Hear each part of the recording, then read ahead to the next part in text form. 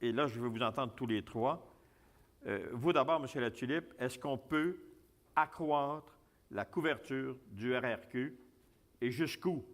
Parce que là, il y a une dimension, c'est un régime, il y a le régime pan-canadien, là.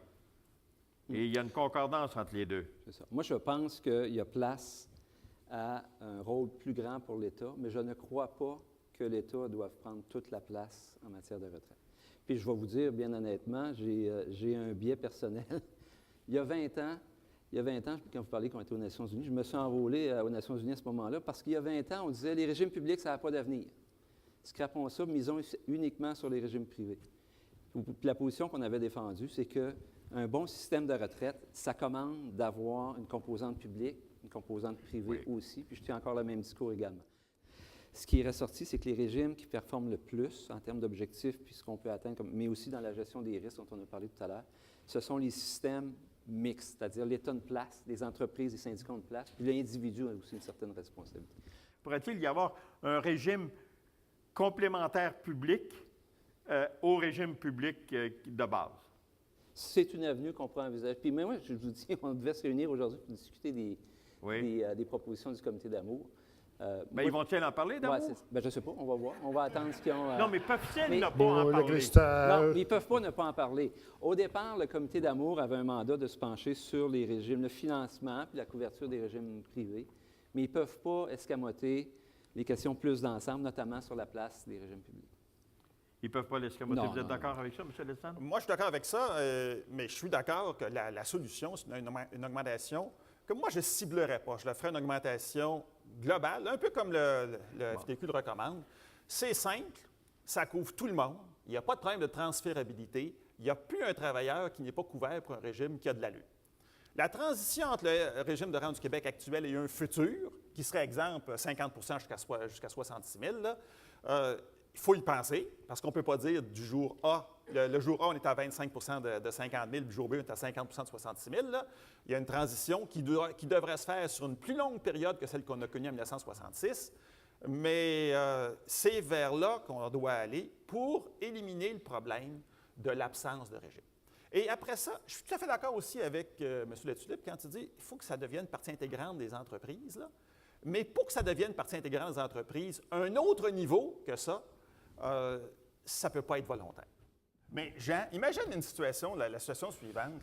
Tu as un régime de rente du Québec amélioré. Ah, oui.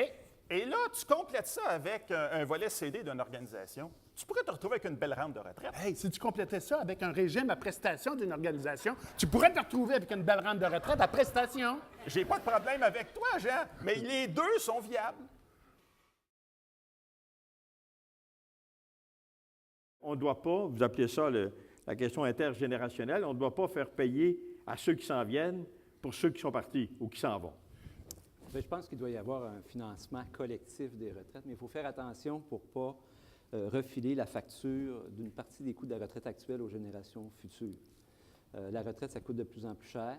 Je pense qu'il faut faire une réflexion sérieuse. Je pense qu'il faut bonifier les différents mécanismes existants, les renforcer, mais je pense qu'il faut faire attention pour ne pas purement et simplement pelleter une partie importante de la facture en avant sur le dos des générations futures. Chaque génération jusqu'à date avait payé sa part.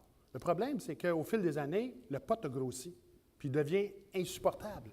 Alors, aujourd'hui, un écart de 10 c'est un écart catastrophique, 10 de rendement. Tandis que quand on avait juste 2-3 ans en arrière de la cravate, là, je veux dire, ça supportait. On rajoutait un petit peu d'argent, un huitième de 1 des salaires, puis on le finançait, ce déficit-là. Aujourd'hui, c'est 12, 13, 14, 15 Et vous l'avez mentionné, un des gros défis qu'on a, c'est nos retraités.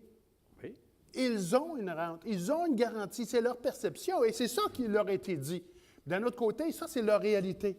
Il y a une autre réalité. L'autre réalité, c'est ceux qui travaillent. La capacité de payer. On l'a vu, on a des pressions en assurance, on a des pressions en régime de retraite. Et la difficulté, ça va être de réussir un arrivage sans heurts entre ces deux grandes réalités-là, qui sont réelles les deux. Et quand, Jean, tu mentionnes, chaque génération a payé correctement, quand on transfère un peu d'une génération à l'autre, ce n'est pas problématique. Quand on dit « je paye un petit peu pour la génération précédente », ça va, il n'y a personne qui va être contre ça. Mais quand l'écart devient trop substantiel, faut pas se le cacher, hein? On n'invente pas d'argent. Alors, si l'employeur dit « je vais mettre 10 de plus de la masse salariale pour financer le déficit qui est attribuable aux retraités », bien, ce 10 de plus-là, il ne va pas aux employés actifs. Alors, c'est là où il faut s'assurer que dans la solution qu'on va trouver, ou les solutions, parce qu'il n'y a pas une solution, il y aura une solution par régime, bien, on va être équitable, le plus équitable possible entre les deux groupes. Alors, dites-moi une chose. Hier, j'ai causé avec des gens qui me disaient, peut-il y avoir des régimes à deux vitesses? Ce qu'on a appelé la clause orphelin. Il y a des endroits où, par exemple, on a dit, les employés qui rentrent après telle date, ils n'ont pas le droit au même régime que les autres. Est-ce que c'est ça la tentation qui pourrait arriver d'avoir... Parce qu'il y en a des qui ont déjà accepté. Il y en a. Il faut éviter. Tu sais, c'est pas... Il faut travailler et éviter ça, là. Non, c'est Mais certain. si on ne fait rien, il va en avoir. C'est sûr. Alors, écoute, là, souvent, là, on les retrouve, là, quand les employeurs là, sont tannés et viennent challenger les régimes, on retrouve ça aux tables, ils offrent ce genre de situation-là. Puis ça, je veux dire, il faut résister à ça comme la peste. Oui, M. Deltan. Il faut résister en proposant quelque chose. Il faut trouver des solutions. Exactement. Bon. Ouais. OK? Messieurs, vous m'avez réconcilié avec le travail d'actuaire. Et vous, de journaliste? Merci. Merci beaucoup.